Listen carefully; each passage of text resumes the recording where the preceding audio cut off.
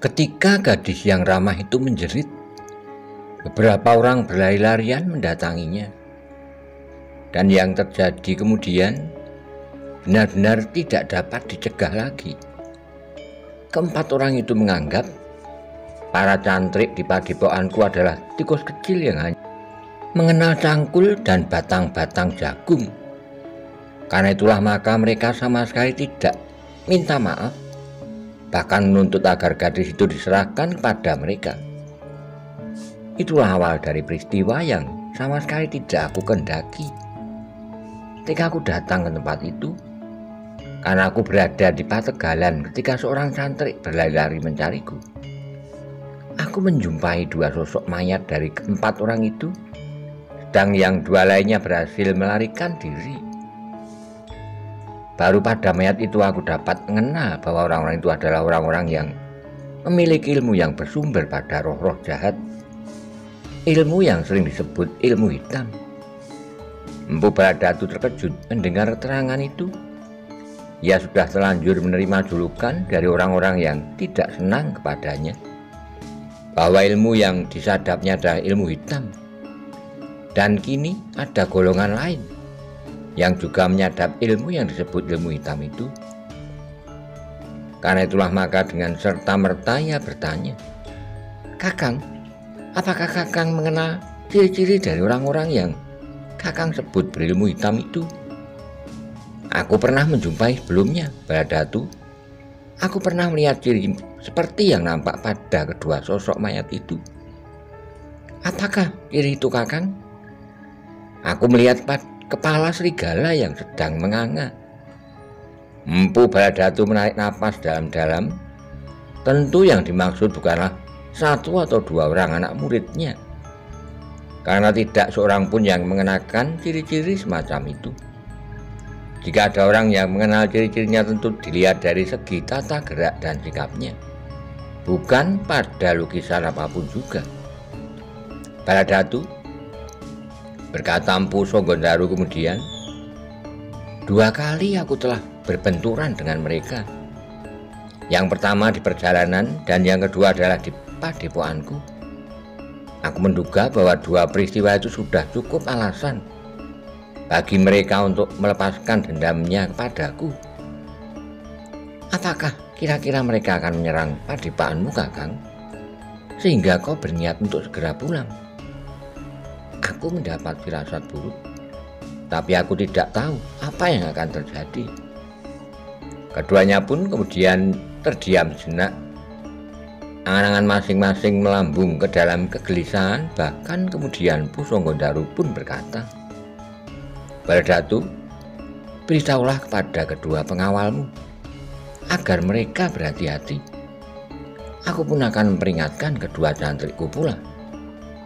Empu Baladatu mengangguk, jawabnya, "Baik, Kakang, tapi apakah menurut Kakang ada kemungkinan mereka akan datang kemari?" "Aku adalah seorang pemburu, Baladatu. Hidungku sudah terbiasa dapat membedakan bau angin yang bertiup, dan aku mencium bau yang lain dari bau hutan ini." "Tentu orang-orang Singosari yang datang untuk mengambil harimau itu." Empu Songgondaru menggeleng, katanya. "Bukan, aku dapat membedakannya." "Baiklah," Empu Baladatu mengangguk sambil berdiri. "Aku manggil kedua pengawalku dan kedua cantrik itu sekaligus." Empu Baladatu termangu-mangu, lalu katanya, "Baiklah, aku akan manggilnya kemari, Kakang. Kakang sajalah yang memberitahukan kepada mereka apa yang akan terjadi." Empu Songgondaru tidak menjawab, dipandanginya saja adiknya yang melangkah mendekati pengawal-pengawalnya yang sedang beristirahat. Kemudian 2 orang cantrik yang sedang berbaring beberapa langkah dari kedua pengawal itu. Sejenak kemudian maka mereka pun datang mendekati Empu Songgondaru yang termangu-mangu. Empu Baladatu pun kemudian duduk pula di sebelah kakaknya yang nampak gelisah. Tapi ia tidak mengatakan sesuatu karena ia menunggu penjelasan yang akan diberikan oleh kakaknya itu. apakah kalian ingat peristiwa yang telah terjadi di padepokan kita menjelang kedatangan Mpu Baladatu? Bertanya Mpu Songgondaru kepada kedua cantriknya. Dua cantrik itu mengangguk-angguk. Salah seorang dari mereka menjawab, "Ya, aku ingat Mpu. Pembunuhan yang sama sekali terjadi tanpa kami sengaja. Peristiwa itu demikian cepat berlangsung, sehingga ketika kesadaran kami timbul penuhnya, kami sudah melihat mayat-mayat yang terkapar. Aku tidak menyalahkan kalian," desis Mpu Songgondaru. "Tapi yang perlu kau ketahui sekarang adalah akibat dari peristiwa itu. Dendam. Ya, agaknya mereka akan datang untuk membalas dendam. Aku tidak tahu pasti apakah mereka akan melakukannya di sini atau di padepokan." Dua cantrik itu termangu-mangu. "Baladatu," berkata Mpu Songgondaru, "peristiwa inilah yang membuat kita terlampau berhati-hati. Jika kau datang, kau disambut dengan penuh kecurigaan." Mpu Baladatu mengangguk-angguk. Memang kehadirannya di padepokan kakaknya terasa sekali. Betapa padepokan itu diselubungi oleh suatu rahasia. Dan kini ia mengetahui salah satu sebab mengapa seisi padepokan itu menjadi sangat berhati-hati. "Empu," berkata salah seorang cantriknya, "jika demikian apakah tidak sebaiknya kita segera kembali ke padepokan? Jika mereka menemukan padepokan itu kosong, maka mereka akan berbuat apa saja tanpa dapat dikendalikan." Mpu Songgondaru mengerutkan keningnya, namun kemudian katanya, "Kita tidak perlu kembali ke padepokan. Baladatu, apakah kau masih mengira bahwa yang datang itu orang-orang dari Singosari?" Mata Mpu Baladatu tiba-tiba saja terbelalak. Telinganya memang mendengar sesuatu, dan matanya melihat daun yang bergerak-gerak tapi tidak oleh angin. "Kau benar, Kakang," jawabnya. Tapi Mpu Songgondaru masih duduk dengan tenangnya, katanya, "Mereka tidak usah kita sambut di padepokan. Agaknya mereka memang tidak sabar menunggu kehadiran kita dari perburuan." "Maksud Mpu?" desis salah seorang cantriknya. "Perhatikanlah keadaan di sekitarmu. Mungkin kau akan segera mengetahui." Cantrik itu termangu-mangu, demikian juga kedua pengawal Mpu Baladatu. Namun mereka tidak perlu terlalu lama berteka-teki. Sejenak kemudian seorang yang bertubuh tinggi, berdada bidang meloncat dari dalam semak-semak. Kedua cantrik dan kedua pengawal Mpu Baladatu terkejut. Mereka bergeser tapak, namun kemudian mereka pun berlompatan pula sambil meraba hulu senjata masing-masing. Mpu Baladatu dan Mpu Songgondaru masih tetap duduk di tempatnya. Mereka sama sekali tidak terkejut, karena mereka sudah mendengar dan melihat dedaunan yang bergerak. Namun demikian dada mereka bergejolak ketika mereka melihat di sekitarnya beberapa orang yang berloncatan pula. Jumlahnya terlalu banyak dari dugaan mereka. "Siapa di antara kalian yang bernama Songgondaru?" geram orang bertubuh tinggi dan berdada bidang itu. Mpu Songgondaru dan Mpu Baladatu berdiri sambil memandang berkeliling. 15 orang. Aku hanya membawa 15 orang. Tapi 15 orang ini akan cukup membinasakan kalian semuanya dan orang-orang di padepokanmu. Mpu Songgondaru maju selangkah, jawabnya, "Akulah yang bernama Songgondaru. Aku sudah menyangka kau yang mengenakan pakaian aneh-aneh. Itulah yang bernama Songgondaru, yang merasa dirinya jantan tanpa tanding. Aku kurang mengerti, tak melihat ciri gambar pada pergelangan tanganmu. Aku sudah menduga apakah yang telah mendorongmu mencari aku. Kau benar-benar seorang yang jantan. Kau benar Aku memang ingin menuntut balas kematian kedua muridku, membuat perguruanku goncang. Kau sudah datang ke padepokanku, ya? Kau sudah membakar padepokan itu dan membunuh semua isinya? Belum. Aku mendengar dari cantrik-cantrikmu yang menggigil ketakutan bahwa kau sedang pergi berburu. Aku bukan pengecut. Aku sengaja mencarimu. Jika aku sudah membunuhmu, maka padepokanmu akan aku kuasai dengan seluruh isinya. Juga gadis yang menumbuhkan persoalan itu, bahkan semua perempuan yang ada. Empu Sanggondaru menarik napas dalam-dalam. Sekilas dipandanginya beberapa orang yang berdiri tegak di sebelah menyebelah orang yang bertubuh tinggi dan berdada bidang itu. Mereka adalah orang-orang kepercayaanku, berkata orang bertubuh tinggi itu. Meskipun jumlah kami hanya 15, tapi kami dapat meratakan hutan ini.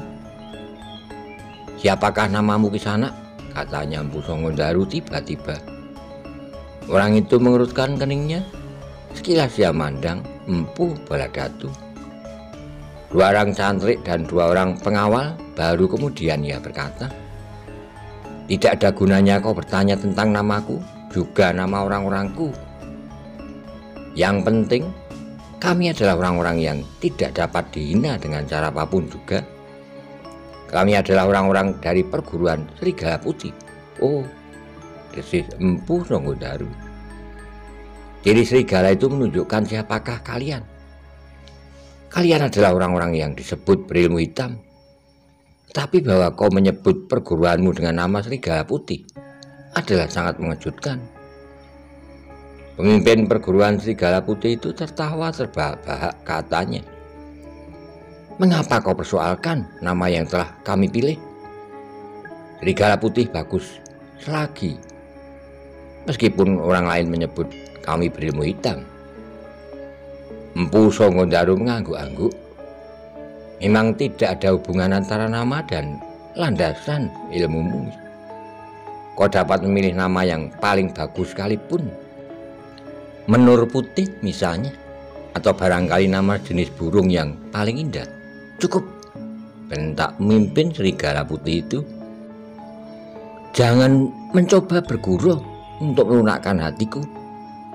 Sekarang aku akan menuntut tanggung jawabmu atas kematian orang-orangku yang di padepokanmu. Baiklah, Empu Sanggondaru menarik nafas. Tapi apakah kau sudah mengetahui sebab-sebabnya? Orang-orangku sudah mengatakan kepadaku.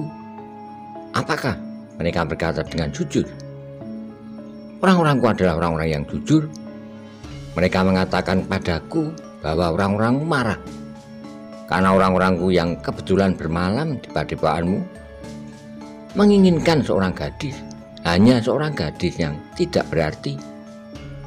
Tapi kau membunuh orang-orang kudu, orang laki-laki. Empu Sanggondaru mengerutkan keningnya dengan ragu-ragu. Ia berkata, ya, orang-orangmu ternyata jujur. Orang-orangmu ingin merampas seorang gadis dan itu menumbuhkan kemarahan pada kami. Itu adalah alasan yang gila. Seharusnya kalian biarkan gadis itu. Apalagi berakibat jatuhnya korban, dan korban itu adalah laki-laki. Aku tidak mengerti, desis Empu Sanggondaru. Itulah kebodohanmu. Bagi kami, perempuan tidak ada harganya. Setiap perempuan yang masih belum dimiliki oleh siapapun juga, ia tidak berhak menolak keinginan seorang laki-laki atasnya. Perempuan bagi kami adalah beban.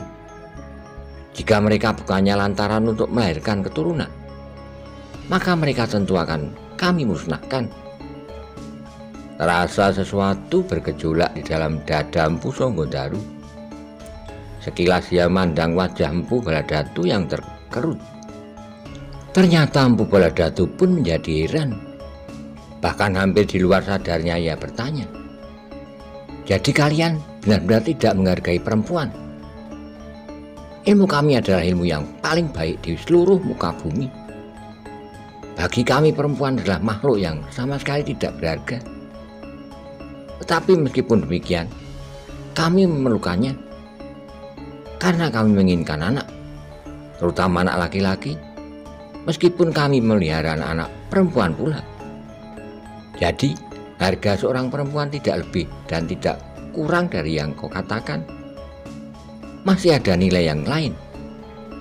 Kadang-kadang kami memerlukan perempuan seperti yang terjadi pada orang-orangku yang kalian bunuh itu. Empu Songgondaru mengangguk-angguk, katanya, itulah sebabnya maka kalian disebut berilmu hitam. Tentu kalian pernah pula pada suatu kali mengorbankan seorang gadis untuk ilmumu yang sesat itu. Dari mana kau mengetahuinya? Berkata pemimpin serigala putih itu. Aku pernah mendengar ilmu seperti yang kau anut sekarang. Tapi masih ada jenis ilmu hitam yang lain. Ilmu yang mempergunakan titik darah seseorang bagi kekuatan tenaga yang terlontar dari ilmu itu.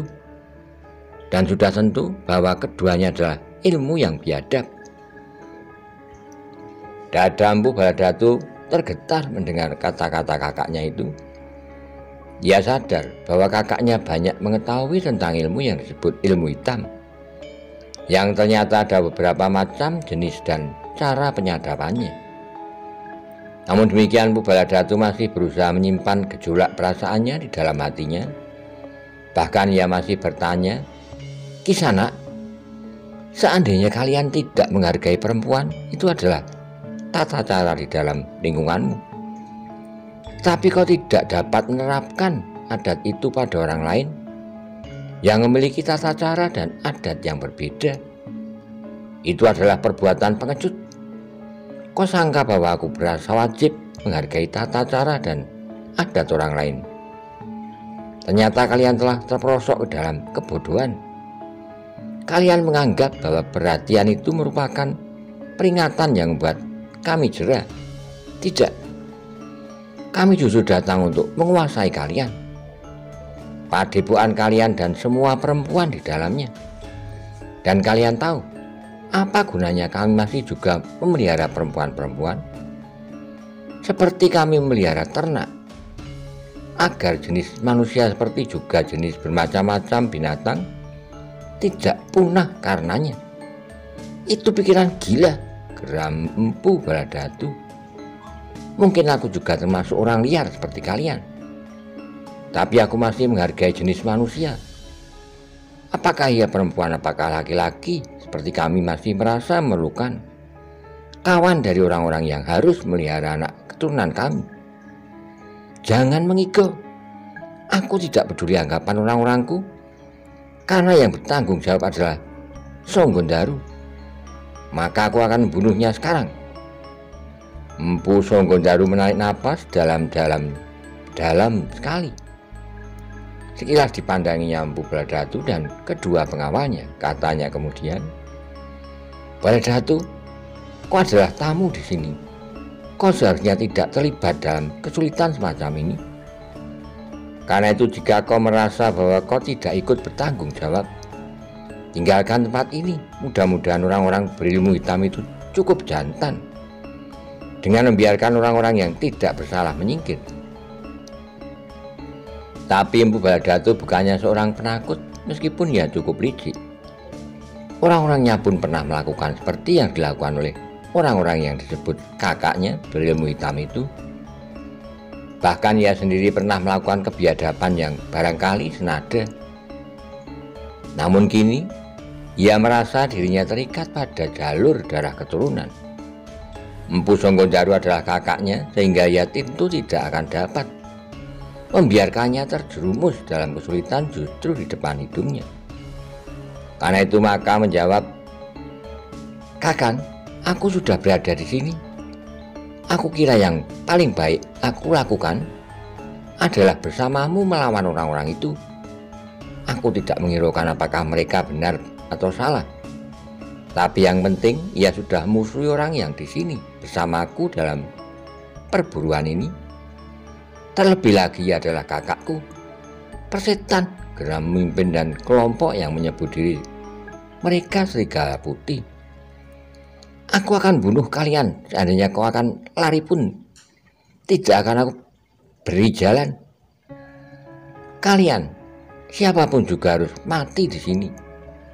Dan aku akan kembali ke padepokanmu sambil membawa kepalamu. Dengan demikian seisi padepokan itu akan menyerah dan menjadi orang-orangku. Mereka tentu tidak akan dapat mencegah lagi apapun yang akan kami lakukan terhadap perempuan-perempuan di padepokan itu. Empu Songgondaru menggetakkan giginya, katanya, baiklah Kisanak, sebenarnya lah bahwa kami pun bukan orang alim yang lembut. Kami juga orang liar dan mungkin juga biadab. Karena itu, seperti yang dikatakan adikku, marilah, seperti seekor harimau yang bertemu dengan kawanan serigala. Tentu saja di antara kami tidak akan dapat dengan lemah lembut mempersilahkan pihak lain menggigit leher atau menyobek perut. Orang-orang dari kelompok serigala putih itu menjadi tegang. Dengan satu isyarat mereka pun kemudian menebar. 15 orang dengan senjata telanjang di tangan.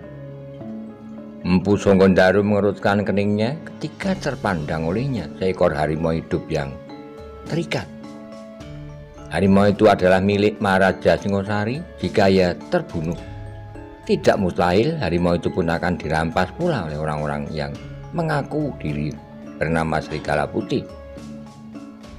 Jenak kemudian maka ke-15 orang berilmu hitam itu tiba-tiba telah melingkari ke-6 orang yang sedang menunggui 2 ekor harimau hasil buruan itu. Empu Baladatu menjadi berdebar-debar melihat sikap itu. Seperti pertanyaan telah melonjak di dalam hatinya. Apakah orang yang menyebut serigala putih itu juga menggunakan ilmu yang serupa? Sejenak Empu Baladatu masih menunggu, namun tangannya telah menggenggam sebatang tombak pendek. Dengan sengaja ia tidak mempergunakan pisau beladinya, agar ia tidak terjerat ke dalam tindakan yang dapat diperkenalkan dirinya sebagai orang berilmu hitam pula. Kedua pengawal Empu Baladatu telah menggenggam pedangnya. Dengan isyarat, kedua pengawalnya menyadari bahwa mereka tidak langsung masuk ke dalam ilmu mereka yang paling mantap.